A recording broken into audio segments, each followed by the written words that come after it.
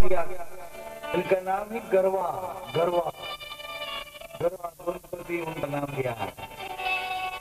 और गरवी गुजरात की गई है और गरवो गिरनार कहा गया। गरवा गिरनार, गरवी गुजरात और गरवो गणपति। गरवो इनको कहा जाता है भैया जो दूसरे को अपने साथ मिला जुला के, जैसे साकर में दूध दूध साकर मिल जाती है ना, ऐसे दूसरे को अपने साथ मिला लेते हैं। इतनी आत्मविशालता जिनकी है, इनका नाम ही गरवा है। गिरनार सोचो 18 आलम को बेसणो है, 18 आलम।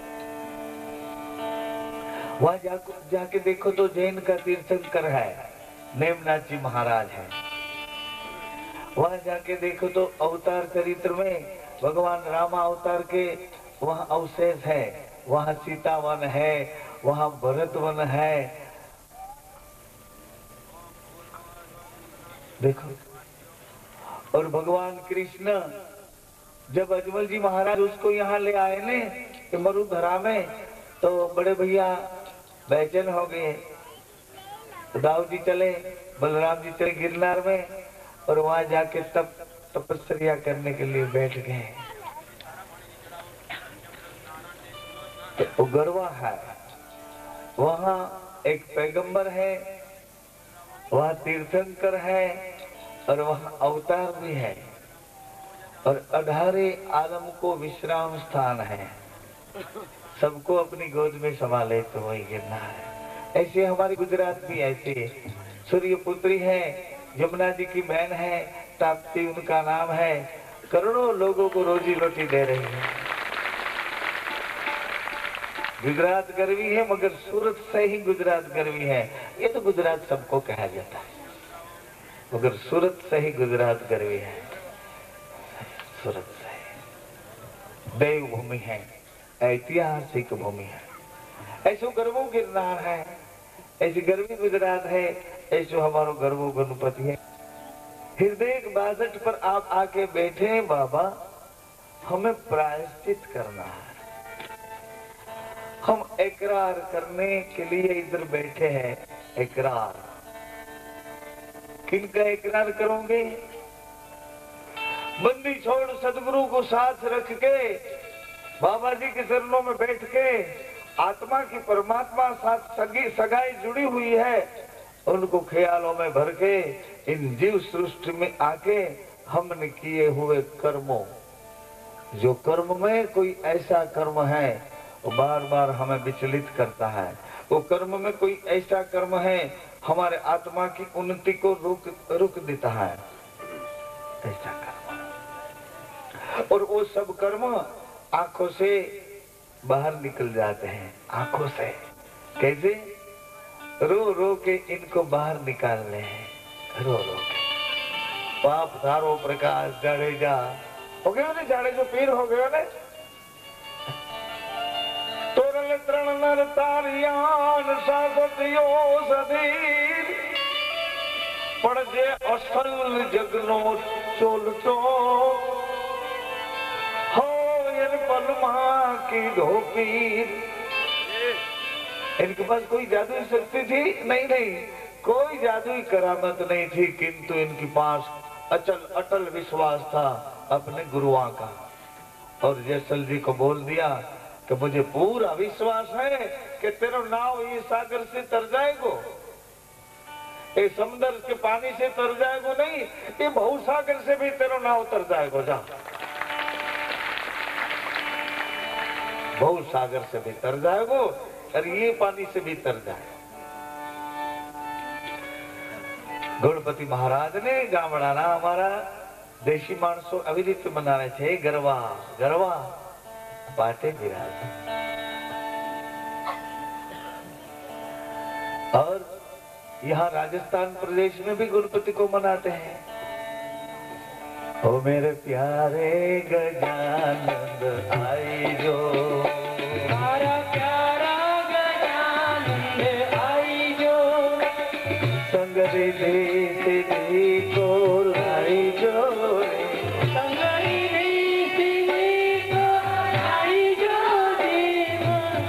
प्यारा गजानन आई जो, मारा प्यारा गजानन आई जो। खाली खाली आवता नहीं, संग रिधि सिद्धि को लाई जो रे, संग रिधि सिद्धि लाई जो, मेरे प्यारे गजानन आई जो, मेरा प्यारा गजानन आई जो। गणपति महाराज ने विनवीए रिधि ने सिद्धि અને સાથે બુદ્ધિ. અરે મારા બાપ ખાલી ખાલી रिधि सिद्धि હોય ને बुद्धि न હોય तो उपाधि करावे. रिधि सिद्धि बहुत है, बुद्धि का खाना खा लिए तो क्या करे, और बुद्धि बहुत है और रिधि सिद्धि कुछ नहीं तो भी क्या करे. रिधि सिद्धि और बुद्धि साथ में मिल जाए, ऐसे तो कोई कोई खानदान में कोई कोई विरला ऐसे सब दोनों को प्राप्त कर सकते हैं. रिधि सिद्धि और बुद्धि दोनों मिल जाए, दोनों मिल जाए. हमारे नाथ जी भाई ने बोल दिया कि बाबा जिनको रामदेवरा जाना है और पैसे से कमजोरी है तो उनको भेज दिया जाए इधर. और सबको बोल दिया ये भाई साहब ने कि अगर रामदेवरा जाना है तुम्हारे पास सुविधा नहीं तो टिकट हम देते, जाओ. इधर बैठे ना, इधर बैठे.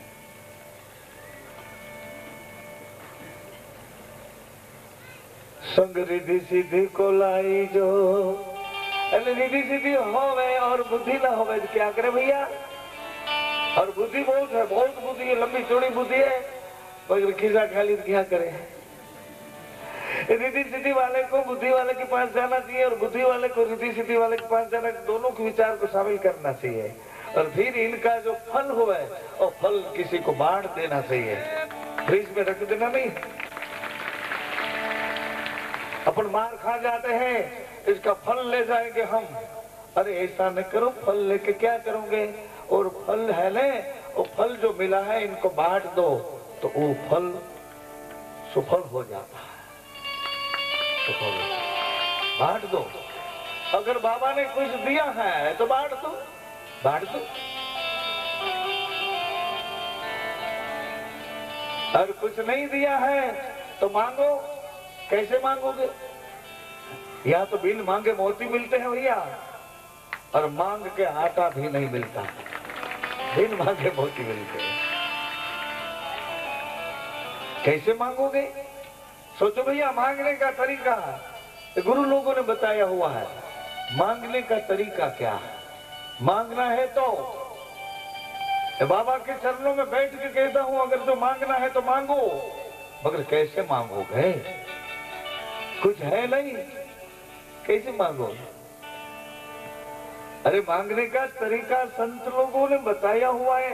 लो ये चाबी और खोलो दिमाग से, ताला खोलो इसका, खोलो. मांगना है मांगो. कैसे मांगो, हे बाबा हमारे पास तो कुछ नहीं है, हम मोहताज हो गए हैं, मजबूर हो गए हैं, हम मारे गए हैं, किंतु सोचो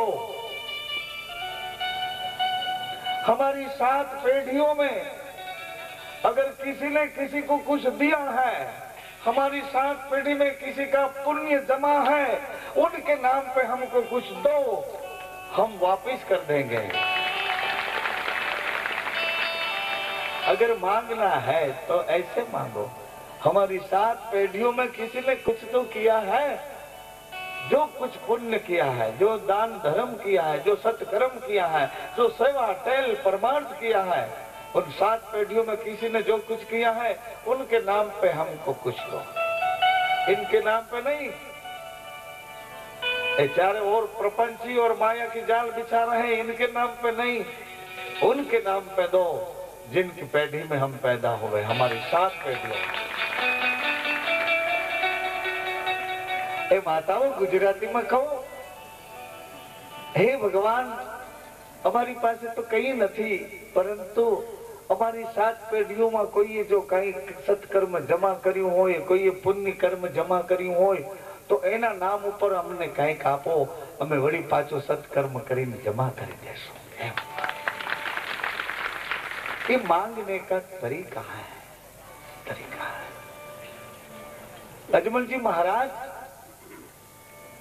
गुरुदेव के चरणों में सिर झुका के, गुरु की आज्ञा सिर पे उठा के द्वारकाधीश से जो मांग रहे हैं, भगवान शिव से जो मांग रहे हैं, वो मांगने का तरीका कुछ और है, गुरुगम से भरा हुआ है।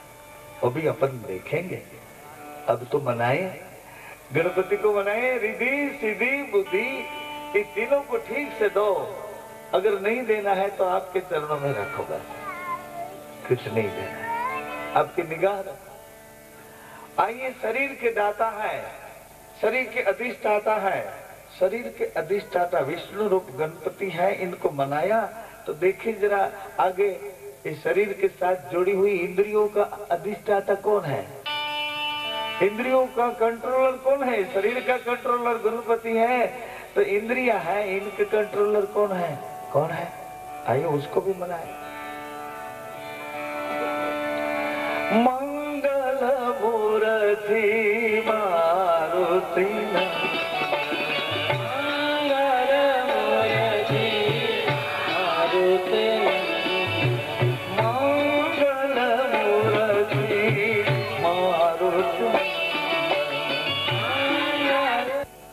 हे हनुमान जी महाराज, हमारा अनुग्रह करो, हमारी इंद्रियों को आपके बस में रखो, संयम के घर में रखो, आप ही रखो, हम नहीं। क्यों? आप इनके अधिष्ठाता हो। हनुमान जी आप इनके अधिष्ठाता हो, गणपति आप शरीर के अधिष्ठाता हो। अब तीसरी वंदना करें, हमारी नाभि में परा में से उठी हुई ये वाणी है, ये वाणी है, इनको सरस्वती कहते हैं। स्वर सत्य के साथ जोड़ने से सरस्वती होती है। परा में से प्रकट हुई है और पराशर जी की है। परा जिन्होंने सर की है वो पराशर जी एक दिन ऐसे खड़े हैं, सौम्य शांत वातानुकूल ऐसा दृश्य दिखाई रहो। एक नाव में कन्या बैठी हुई है, प्रकृति को देखी, पराशर जी ने सोच लियो कौन सी बात, ये योग कौन सो है, ये ग्रह नक्षत्र, ये वायुमंडल, ये भूमंडल, ये नभोमंडल, इनकी गति अब कहाँ है। पराशर जी ने इनको केंद्र में रख के मस्कंधा को एक वचन दिया कि ले, इनको योग्यता से इनका योग परिपक्व करके ठीक से इनको जन्म दे। पराशर जी की परा प्रकट हुई, मस्कंधा ने उसको योग्यता से पात्रता से सेवन करके उनको जन्म दियो, तो व्यास प्रकट हुए और व्यास जी ने ये वाणी को इतनो विवर्त कियो है। माताएं सजनों, व्यास जी ने शास्त्र, ये वेदों, इनकी गति की इतनी विवर्त की है, इनकी रुचाओं, इनकी भावनाओं, व्यास जी ने जीव जगत के हित अपने भीतर से जो दी हुई पिताजी की संपदा है उनका बहुत से बहुत विवर्त करके वाणी में से वेद प्रदान किए। व्यास जी ने वाणी में से, परा में से प्रकट होकर वेद की योग्यता हमारे लिए शास्त्र में ठीक से रख कर दे दी ये व्यास जी। और ओ व्यास जी के सुखदेव जी हुए और सुखदेव जी अमर मंत्र की उत्पत्ति है। अमर मंत्र की उत्पत्ति है। नारद जी ने आके भगवान शिव जी से बात की, अरे माँ उमा से बात की। नारद जी ने माँ उमा को बात की, माँ एक दिन भगवान बहुत बड़ी प्रसन्नता से बैठे हुए, उन टाइम ये बात इसको बता देने माँ। कौन सी बात? कि हमारे भगवान शिव जी इतने दयालु है, भोले हैं, किंतु उन्होंने मुंडन की माला क्यों पहनी है? माँ को भी अचरज हुआ कि अभी तक मैंने ये बात तो हमारे पति से कभी बात की नहीं, कभी ये बात स्पष्ट भी नहीं करी। अच्छा नारद, ऐसा मौका मिलने पर मैं बताऊंगी, भगवान से प्रश्न पूछूंगी। शिव जी से प्रश्न किया है माँ ने कि आप प्रसन्नता में बैठे हो, तो मेरा एक प्रश्न है, आपने मुंडन की माला क्यों पहनी है? हमारे दिमाग में अभी तक नहीं आया। भगवान बहुत प्रसन्न हुए। ठीक है भवानी, इस जीव जगत के हित के लिए तुमने ये प्रश्न मेरे को पूछा है, तो देखो देवी, ये मुंडन की माला है, मुझे प्राणों से प्यारी है। प्राणों से प्यारी ये मुंडन की माला? भगवान, ये प्राणों से प्यारी ये मुंडन की माला है, तो ये खोपड़ी किसकी है? ये मुंडी किसकी है? और कृपा करके हमें बताएं तो सही कि प्राणों से प्यारी ये मुंडी है किसकी, ये खोपड़ी है किसकी? शिव जी बहुत प्रसन्न हो रहे कि देवी, मैं आपको बताऊंगा तो आपको बहुत आश्चर्य होगा। देवी, ये सब मुंडी आपकी है।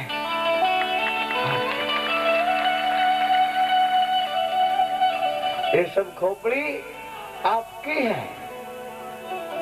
तो सोचो देवी तो बेबस हो गई। माँ इतने आश्चर्य में डूब गई माँ कि मेरी खोपड़ी है और आपने हृदय पे लगाई हुई है। तो बताइए तो सही भगवान कि मेरी खोपड़ी कैसे है, ये मुंडी मेरी कैसे है? देवी, बार बार आप परम सत्य को पा लेती हो और दुख में पड़ के फिर गवा देती हो। परम सत्य को पा लेती हो, फिर दुख में संशय में आके इनको गवा देती हो। बार बार तुम्हें संशय होता है, इसलिए तुम्हें बार बार जन्म लेना पड़ता है। तो माँ बोली कि भगवान, ये बात तुम्हें अभी तक नहीं समझी थी। मैं तो ये सोच रही थी कि आप अजन्मा हो और मैं बार बार जन्म लूं और आप अजन्मा, और आपकी छांव में बैठी हूँ, आपकी अर्धांगना होके बैठी हूँ, आपकी दासी होके बैठी हूँ। आप बार बार मुझे ऐसे क्यों गिरा देते हो? मेरे संशय को क्यों नहीं मिटा सकते हो? देवी, आज ही तुमने जिज्ञासावश ये प्रश्न किया है, अभी तक जिज्ञासा से ये प्रश्न नहीं किया था। तो देवी, मैं ये अजन्मा का जो पद है, इनकी कहानी तुम्हें कहूं, किंतु देवी, ये कहानी कोई जीव सुन जाएगा वो भी अमर हो जाएगा। इसलिए देवी, अपन चले अघोर वन में है। ये अमर मंत्र की कहानी है। अघोर वन में जाके मैं आपसे बताऊं। माँ बहुत प्रसन्न हुई। भगवान शिव जी जगदम्बा देवी को लेके अघोर वन में आई हैं, और अघोर वन में आके भगवान शिव जी ने डमरू का घोर नाद किया है। इतना घोर नाद किया है,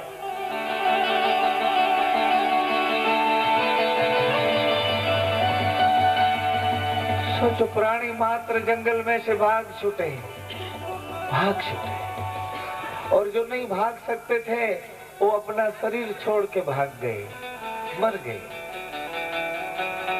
फिर भगवान शिव जी ने सती से बात की, एक शर्त लगाई, शर्त की कि देखो देवी, मैं अमर मंत्र की कथा कहूं और वो कथा सुनते सुनते आपको हमें एक कथा का सार तत्व रेणुकार के रूप में देना पड़ेगा, हंकार देना पड़ेगा, हंकार। मैं कथा की कहानी की बात करूं और सुनते सुनते बीच में आप हमें रेणुकार से हंकार दिया करो, ये हमारा शर्त है। देवी बोली हाँ, माँ बोली हाँ। भगवान आप कहानी कहो, अमर मंत्र को सुनते सुनते मैं आपको हंकार दिया करूंगी। तो भगवान शिव जी ने अमर मंत्र की कहानी कहने की, देखो कहने की शुरुआत ही की। जैसी भगवान शिव जी ने शुरुआत की कि देवी सुनो गिरिजा अमर कहानी, महादेव कहे निर्वाणी। सुनो गिरिजा अमर कहानी, महादेव कहे निर्वाणी। सुनो गिरिजा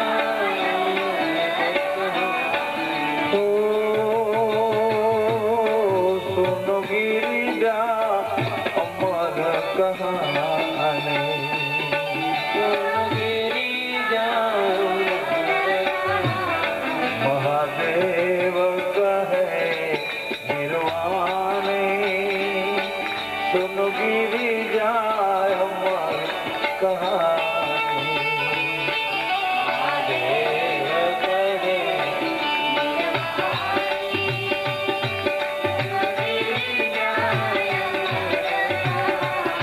सुनो गिरिजा अमर कहानी। सुनो गिरिजा हर हर महादेव शंभो काशी विश्वनाथ गंगे।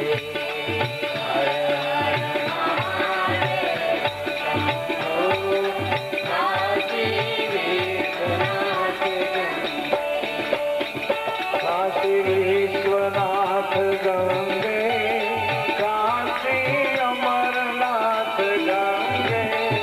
काशी विश्वनाथ गंगे, काशी अमरनाथ गंगे। हर हर महादेव ओ काशी विश्वनाथ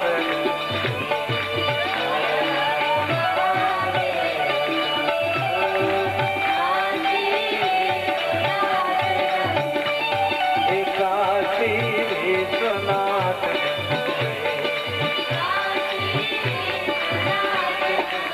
नमः शिवाय हर नमः शिवाय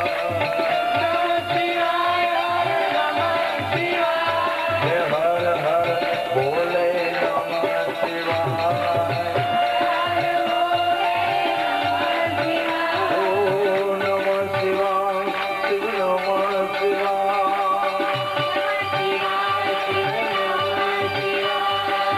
नमः शिवाय नमः शिवाय। ओ नमः शिवाय नमः शिवाय।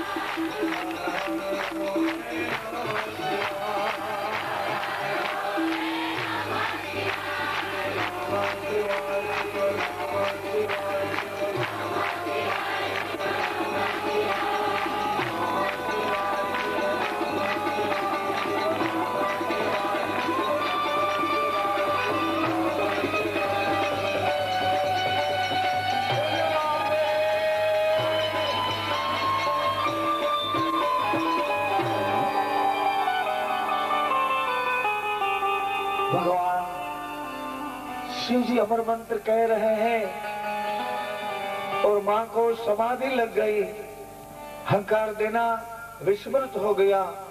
ये सब कथा अपन कल सुबह करें और कल सुबह तवर वंश की जो महान विभूतियां हैं और भगवान द्वारिकाधीश इनके परिवार में प्रकट हुए, इनकी सब चर्चाएं, इनकी सब लीलाएं, इनके सब गुणगान कल सुबह गाएं। कल का समय 9 से 11:30 तक और प्रायश्चित वाले भाई बहन सब हैं, इनके लिए अभी जो सूचनाएं दी जाती हैं उनको ठीक से इस्तेमाल करें। बोले रामदेव जी महाराज। बोले बाजोठ डाली रे, हारी मारा प्रेमनी डाली रे।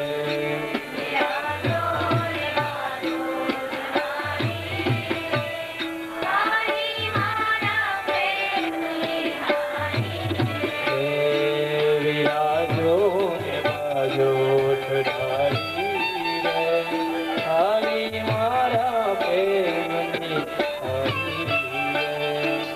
तो जाना ही उसके जैसे संसार में अब आ चुके हैं वो बात को भूल गए। हम कैसे आ चुके हैं संसार में, वो बात को भूल गए। क्यों भूल गए? अरे भूल नहीं गए, किसी ने बुलावा कर दिया है। किसने बुलावा कर दिया? जहां हम पैदा हुए, जिन घर में हमारा जन्म हुआ, उन माता पिता ने, उन परिवार ने हमें ये बता दिया कि तुम हमारा लड़का है, तो हमारी लड़की है। और हम क्षत्रिय है, हम ब्राह्मण है, हम वैश्य है, हम शूद्र हैं, हम ज्ञाति है, हम गोत्र है। सुने, इन माता पिता ने बता दिया, नहीं तो हमको कोई पता नहीं था। सुने माताएं, कोई अगर हमें बता दे कि जन्म के साथ ही हमको पता चल गया कि हमारी माता है, हम ये ज्ञाति के हैं, हम बनिया है, हमें पाटिल है,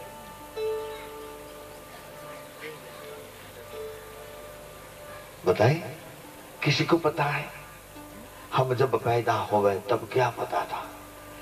तो किसने बुलावा कर दिया? हम तो लगे थे कहाँ? माँ के उदर में, माँ की सांस से विश्वास के साथ लगे थे। माँ सांस ले रही थी और अपन को सांस दे रही थी, अपन को विश्वास के सहारे जीवन दे रही थी इन माता। हमें तो पता ही नहीं था। मेरी बात आपको समझ में आती भी है?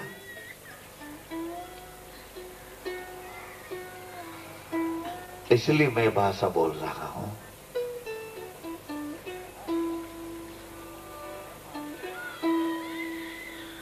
कि चारों ओर की भाषा सुन के हमारी भाषा खिचड़ो हो गई थी।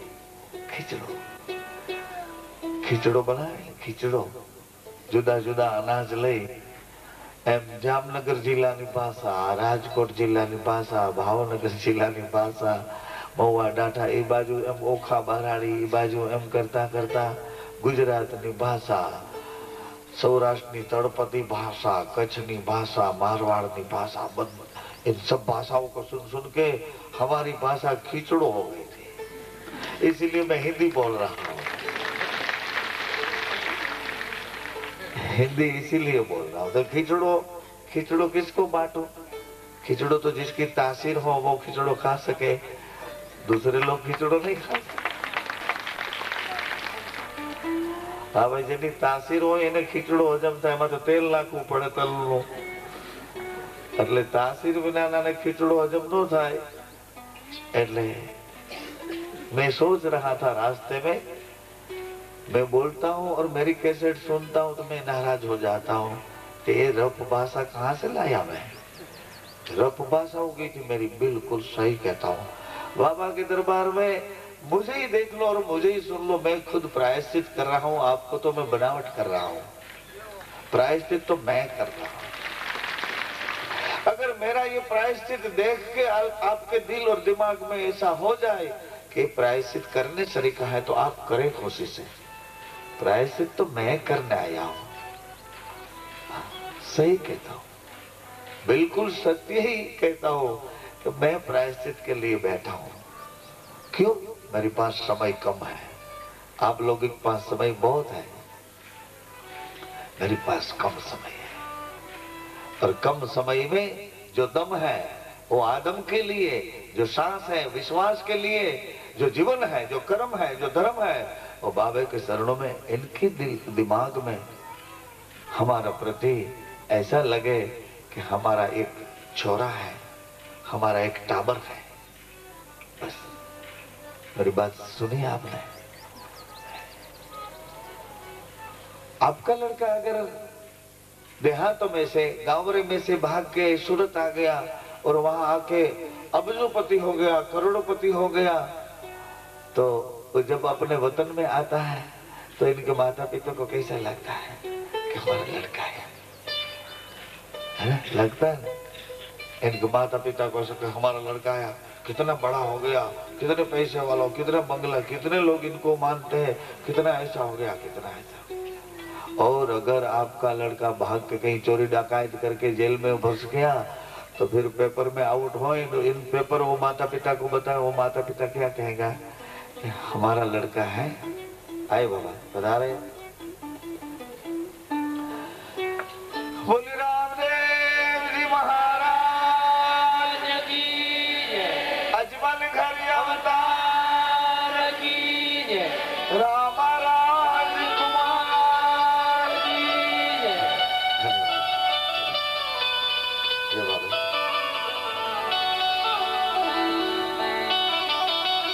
आए राम जी।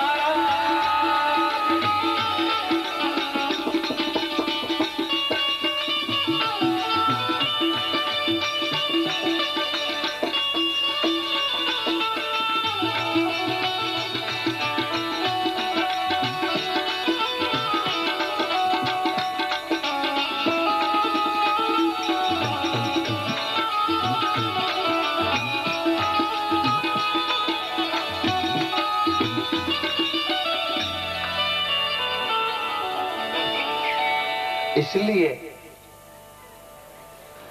आप सब में निवेदित कर रहा हूं भैया कि मेरा ही प्रायश्चित है, तो मेरा तो मुझ में कुछ नहीं है, मेरा मुझ में कुछ नहीं है। क्यों? हमें तो बुलावा कर दिया है इन लोगों ने। किसने बुलावा किया? मैं तो लग रहा था और आप सब भी लग रहे थे। माँ के उदर में नतमस्तक ऐसे, देखो ऐसे, माँ के उदर में ऐसे नतमस्तक, अपना ये कान देख लो, ये अपना मुंडी है ना? देखो माता, ये अपना मुंडी है। ऐसे माँ के उदर में ऐसा चित्र, ऐसा दर्शन हमारा था, बिल्कुल था, ऐसा ही दर्शन था। ठीक से सुन, है ना? ऐसा ही दर्शन था ना? नतमस्तक, उदान पाद। ये मर्द लोग में हम आए हुए हैं यहाँ के मुसाफिर बन के, मगर कैसे ये आने का हुआ? परमात्मा के साथ आत्मा ने एक दिन विवाद किया। आत्मा ने परमात्मा से विवाद करके पूछ लिया कि आप क्यों हमें आपसे दूर भेज रहे हो? आप हमारे से अलग क्यों हो रहे हो और हमें क्यों अलग कर रहे हो?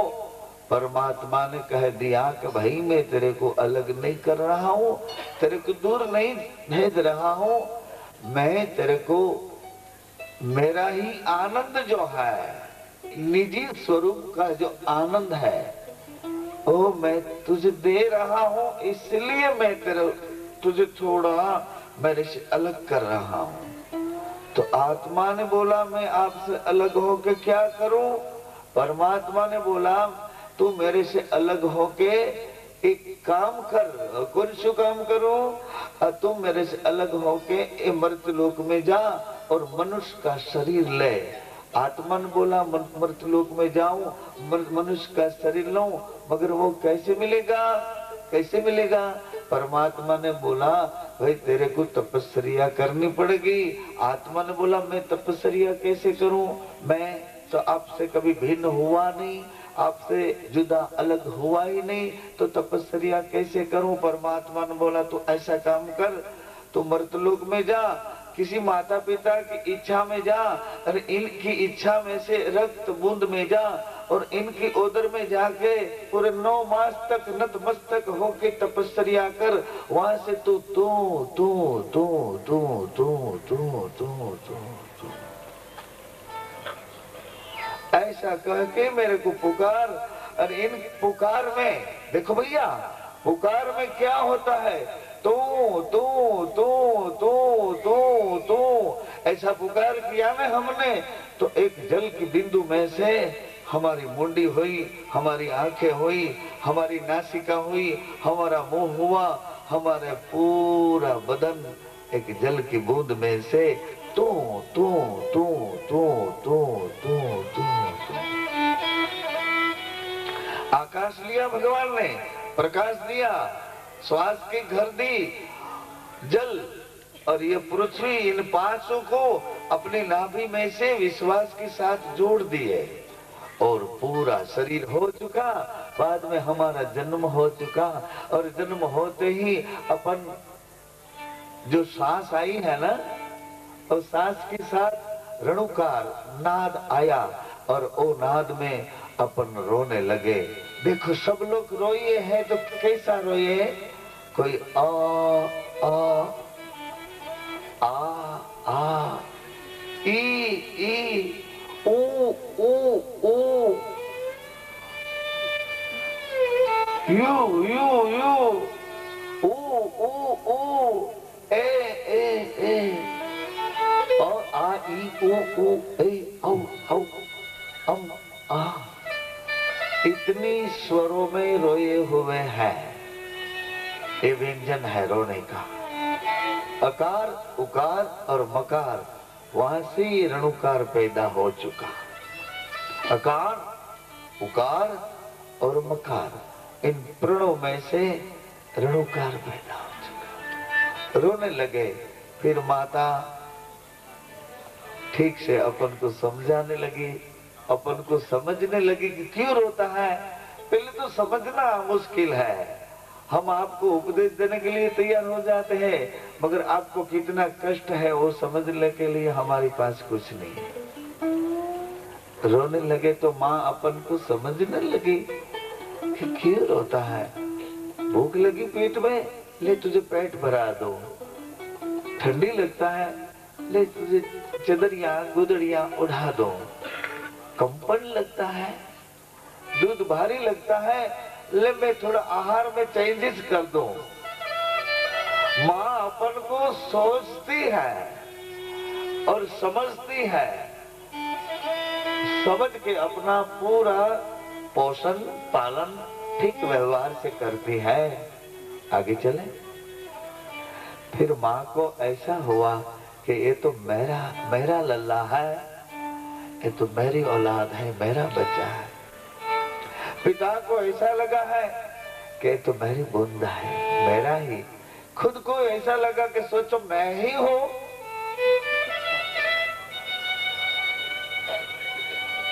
इसीलिए मैं कह रहा हूं कि साईं बाबा को, वो साईं था, साईं था। साईं को सलाम। साईं को सलाम, गुरु को प्रणाम। प्रणाम बाद में देखे, सलाम पहले देख ले कि बाबा रामदेव जी ने डेरा लगाया, इन सलामों के बीच में लगाया है। चारों ओर सलाम थी और इन सबके बीच में डेरा लगाया। सबके बीच सलाम, चारों ओर,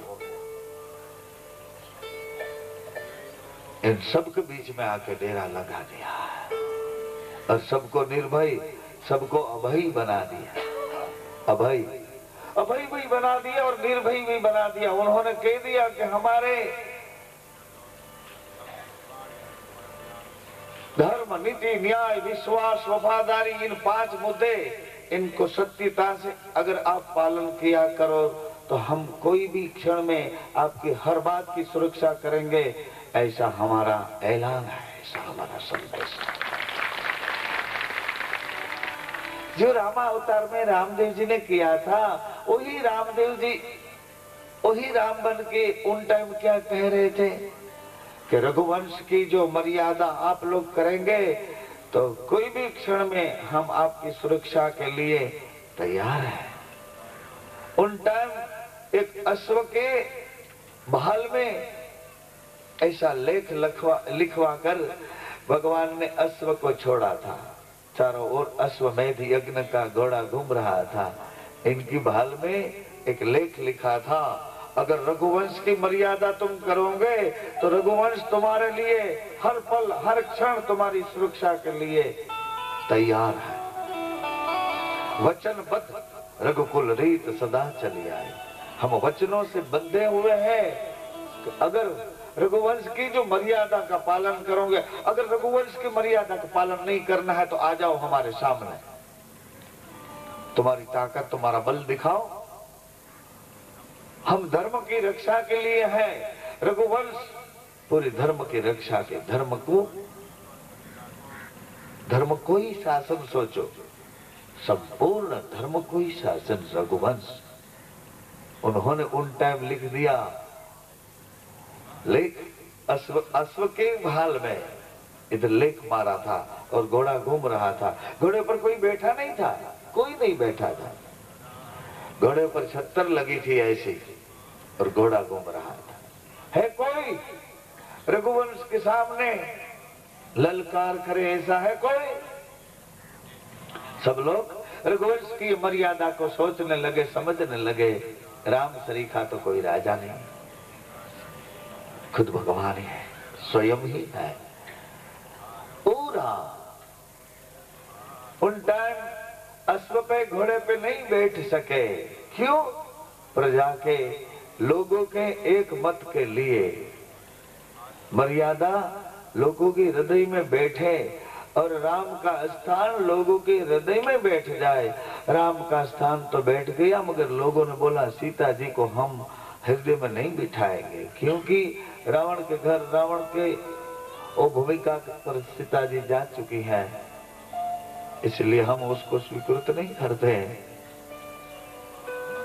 अग्नि की परीक्षा हो चुकी, अग्नि में से सीता जी अग्नि परीक्षा में से पधारी, किंतु वो लोगों ने बोला किसने देखा है अग्नि की परीक्षा? भगवान राम मर्यादा पुरुषोत्तम थे। उन्होंने बोला कोई बात नहीं, कोई बात। एक दिन आपके हृदय में सीता जी का स्थान हो जाए तब सोचो कि मेरे रघुवंश की, मेरी मर्यादा और मेरी अवतार ये लीला संपूर्ण हो चुकी है। किंतु लोगों ने सीता जी का स्वीकार,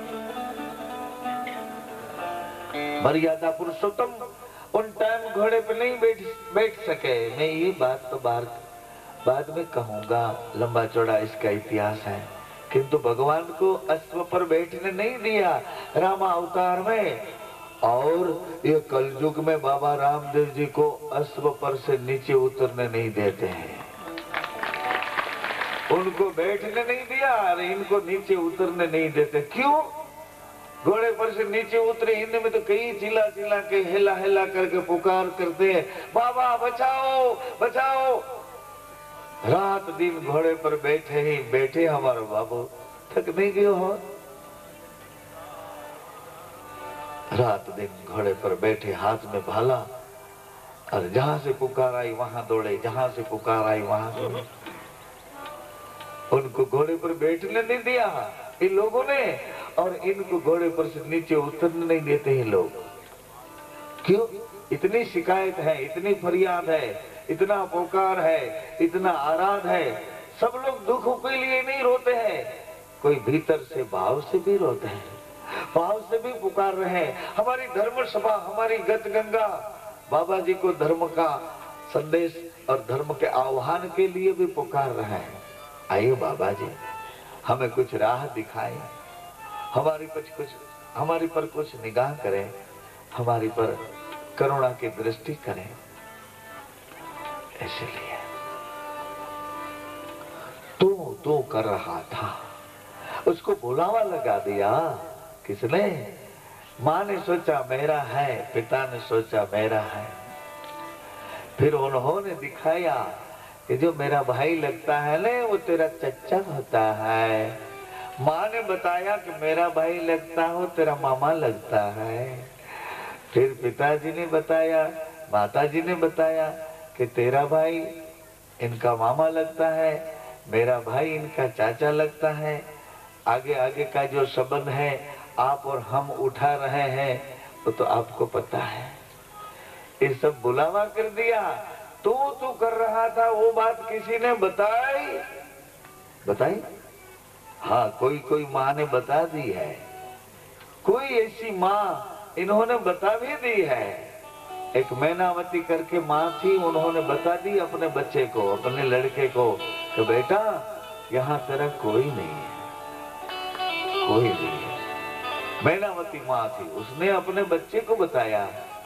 और एक लड़का ऐसा था, इधर कोलायत जी में उसका आश्रम है, कपिल भगवान। उसने अपनी माँ को बताया कि माँ यहाँ कोई अपना नहीं।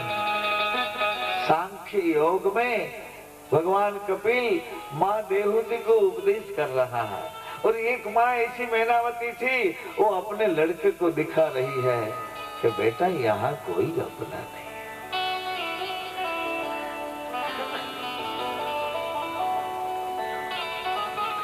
सोच भैया, सत्य ही सत्य बुलावा कर दिया है इन लोगों ने।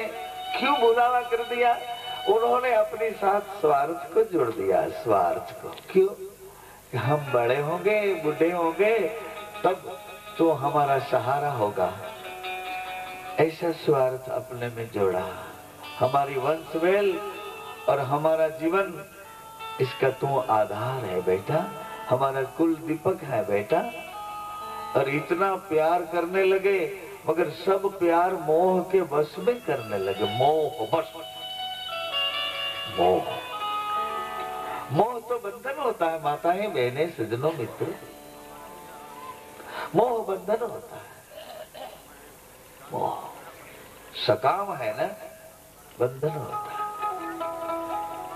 बड़ा होगा, कुछ कमाएगा, ऐसा ऐसा ऐसा बहुत बढ़िया नाम करेगा, और हम इनके माता पिता रहेंगे, और हमारी सेवा शुश्रूषा करेगा।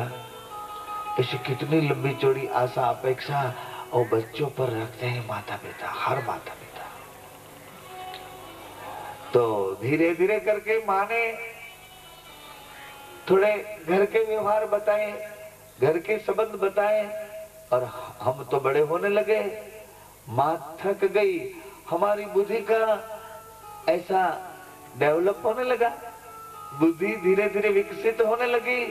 तो फिर माँ को बार बार हम पूछने लगे, पिताजी को पूछने लगे, पिताजी ये कौन है, पिताजी ये क्या है, माँ ये क्या है, ये क्या है माँ। घर में ऐसी कभी कोई बात हो जाती है तो लड़का बीच में आता है और पूछता है, माँ तू क्यों रोती है। पिताजी को माँ लड़का कह देता है कि पिताजी आप इतनी बड़ी आंख करके क्यों गाली निकालते हो। हाँ, लड़का बीच में आ जाते, अपने घर में अपने लड़के अपने बीच में आ जाते और पूछते हैं, माँ क्यों रोती है, मेरे पिताजी ने आपको गाली क्यों दी। अपना लड़का बीच में आके पूछता है कि माँ क्यों रोती है। पिताजी आप इतनी लंबी चौड़ी आंख करके मेरी माँ को क्यों गालियां दे रहे हो? ये क्या है? तो दोनों में से कोई नहीं बोल सकता कि ये या है। न माँ बोल सकती है न पिता बोल सकता है। बेटा कुछ नहीं, कुछ नहीं। जल्दी माँ अपनी आंख पोंछ लेती है, पिताजी बाहर चले जाते हैं। बेटा कुछ नहीं है। क्यों? क्यों कुछ नहीं है? तुम्हारी इतनी बात ये बच्चा देख गया है, आगे जाके ये बात इनके दिमाग में बहुत बड़ी होगी। इसलिए माँ ने सोचा कि घर की ये कंकास, घर का ये व्यवहार इनके दिमाग में जल्दी न बैठ जाए, इसलिए माँ अपनी अंगुली पकड़ के पिताजी को सौंप दिया। और पिताजी ने सोचा इसको स्कूल में लगा दे। स्कूल में जाके मास्टर को बताए कि इनको पढ़ाई दो, इनको शिक्षा दो। पिताजी स्कूल में रख गए और मास्टर हमको दिखाने लगे कि भाई तू जहाँ रहता है वो तेरा घर है, तेरी पास जो घर है तेरा पड़ोसी का घर लगता है, और इतने कई घरों हैं, उसको शहरी मोहल्ला कहते हैं। इसे कई मोहल्ले, कई सोसाइटियां लगती है, इनको गांव कहते हैं। इसे कई गांव है, इनको तहसील कहते हैं। ऐसे कई तहसील को जिला कहते हैं, और ऐसे कई जिलों को राज्य कहते हैं। ऐसे कई राज्य को देश कहते हैं। ऐसे कई देशों को दुनिया कहते हैं। और इतनी लंबी चौड़ी दुनिया का मालिक तो हमने पूछा मास्टर साहब को कि इतनी लंबी चौड़ी दुनिया का मालिक एक है तो वो कौन है? मास्टर ने बोल दिया कि मेरे को किराया पगार यहाँ तक का मिलता है। वो कौन है? वो मैं नहीं जानता हूँ। वो कौन है तेरे जानना है तो दूसरों कोई गुरु ढूंढ ले भैया। वो शिक्षा तेरे को दूसरे गुरु से मिलेगी। मैं तो यहाँ तक पढ़ा देता हूँ कि ये सब दुनिया की चहल पहल है, ये दुनिया का व्यवहार है, इसलिए जोड़ा हुआ है। आगे जो पढ़ना है तो दूसरा गुरु। तो हमने सोचा पूरी दुनिया का मालिक कौन है वो देखना चाहिए, इसलिए हम गुरु की तलाश, साधु संतों की तलाश करने लगे। तो माता पिता ने सोचा कि ये तो साधु बाबा के पास जाके बैठने लगा है, ये तो अपना काम बिगाड़ देगा। माता पिता ने सोच लिया कि इनका दिमाग अब घर से बाहर निकलने लगा है। घर से बाहर दिमाग निकलने लगा है तो माता पिता ने ठीक से अच्छे घराने के सगे वाले ढूंढ डाले और उनको वेवाई बना दिया। वेवाई ससुराल ढूंढ दिया इनका। अच्छी लड़की है, आप भी अच्छे हो, हमको ठीक है, हमारा लड़का भी बहुत अच्छा है। एक दूसरे से मेलजुल हुआ और एक दूसरे विवाह हो चुके। हमारे काठियावाड़ में विवाह लोग तो बड़े भाव से मिलते हैं और बड़े भाव से आंखें भी निकालते हैं। विवाह लोग हो गए तो अपन सोचने लगे कि विवाह लोग हो के माता पिता क्या करेंगे। अरे एक दिन हमारे नाम का बहुत बढ़िया पत्रिका लिखवा दिया और उसमें तो हमारा फोटो लगवा दिया, हमारा बढ़िया नाम लगा दिया। इन माँ और इन बाप, इनकी औलाद, इनका बच्चा, इनका लड़का इतना पढ़ा लिखा हुआ, इन माँ और इन बाप, इनकी लड़की ऐसी पढ़ी लिखी, इन दोनों का प्रभुता में अभी पांव लग रहा है। इन दोनों अभी परिणित हो रहे हैं, लग्न ग्रंथि से जुड़े रहे हैं। और कई सगे वाले, कई इतने रिश्तेदार लोगों कई कई को बुलाया और सबके बीच में अपना तमाशा कर दिया। और दोनों को यज्ञ की और भूदेवों की, शास्त्रों की, यज्ञ की, सब सगे वाले परिवारों की साक्षी के साथ इन दोनों का मैरिज कर दिया। इन दोनों का लग्न संस्कार कर दिया और लग्न संस्कार से दोनों जुड़ गए हैं। लग्न संस्कार हो चुका। फिर माता पिता ने बोला अब तुम अकेला ढूंढ रहा था ना कि दुनिया का मालिक कौन है, अब तुम दोनों मिल के ढूंढो कि दुनिया का मालिक। अभी दिखरा तू अकेला जाके ढूंढना चाहता था ना कि दुनिया इतनी लंबी चौड़ी है, कई देशों की दुनिया बनी हुई है और इनका कोई मालिक है, तो अभी तुम दोनों जाके ढूंढो। बेटा जा, तुम और दोनों जाके ढूंढो। तो दोनों जाके ढूंढने लगे कि दुनिया का मालिक कौन है। वो बोले दुनिया का मालिक, दुनिया का मालिक तो आप हो, आप हमारे पति लगते हो। अच्छा मैं दुनिया का मालिक हूँ। औरत बोलती है तुम्हारे अलावा हमारा कोई नहीं है, सब कुछ आप ही हो। ऐसा लग्न सप्तपदी में बताया कि पति के लिए पत्नी पतिव्रत कर सकती है। तो जो माताएं पत्नी पतिव्रत कर सकती है, पतिव्रत, पति को ही प्रभु माने, पति की आज्ञा के आगे एक कदम न उठाए, इन नारी पतिव्रत कर सकती हैं। मगर पति पत्नी को मानता है कि नहीं, वो बात सोचनी चाहिए। पत्नी पति को भगवान मान लेती है, मगर पति पत्नी को क्या मानता है? अपने नौकरानी मानता है। लाओ ये क्यों न किया, कहाँ छोड़ा है, लाओ जल्दी से, बनाओ रोटी जल्दी से, इतने मेहमान आए, जल्दी बुक। वो बोले बेचारी कुछ भी कहो, आप हमारे भगवान हो, हमारे पति हो, हमारे भगवान। इनको पतिव्रत किया जाता है। माँ अपनी बच्ची बेटी की पतिव्रत को बचपन से ही लक्ष्य में लेती है, बचपन ऐसे पतिव्रत कहते हैं, पतिव्रता कहते हैं। तो मारकुंड बाप जी को युधिष्ठिर ने पूछा कि ये पतिव्रता है तो सती नारी कौन है? सती नारी कौन है? ये तो पतिव्रता है, तो सती किसको कहे? मारकुंड बाप जी ने कहा कि सती नारी और है जो पति को परमात्मा मानती है, पति को साक्षात नारायण मानती है, पति को साक्षात विष्णु मान रही है, पति को खुद ही भगवान मान रही है। इनकी आज्ञा के अलावा एक कदम आगे उठा भी न सकती है, और इनकी आज्ञा के अलावा एक सोच विचार सरीखा कर नहीं सकती है, अंदर ऐसे विचार भी नहीं उठा सकती है। इनको पतिव्रता कहते हैं। और जैसे पत्नी पति को मान रही है, ऐसा ही पति पत्नी को साक्षात लक्ष्मी जी मान ले, तो वो पति और पत्नी जति और सती हो जाते हैं। जैसे पत्नी पति को भगवान मानती है, ऐसे पति कैसे माने अपनी पत्नी को? इसीलिए गुरु चाहिए, इसीलिए सत और गुरु चाहिए। सत सकल सृष्टि का मूल है, सत सकल सृष्टि का आधार है। सत्यम परम धीमहि, ये शास्त्र के सिद्धांत है माताएं। तो पत्नी अपने पति को भगवान मान रही है, तो पति को जाके कोई ऐसे सत्पुरुषों के शरणों में अपना सिर लगा देना चाहिए, और ऐसे सत्पुरुष को अपना पति मानना चाहिए। इसलिए रामदेव बाबा को अलग धनी कहते हैं। ये धनी को धनी है, पत्नी के पर जो पति का अधिकार है उसको धनीपना कहता है ना, हमारा धनी है। तो ये धनी को ही धनी है, इसको अलग धनी कहते हैं, अलग धनी, धनी को धनी। वो कहाँ आया? धनी का धनी ज्योत की साक्षी में आया, और ज्योत की साक्षी गत गंगा ने उठाई।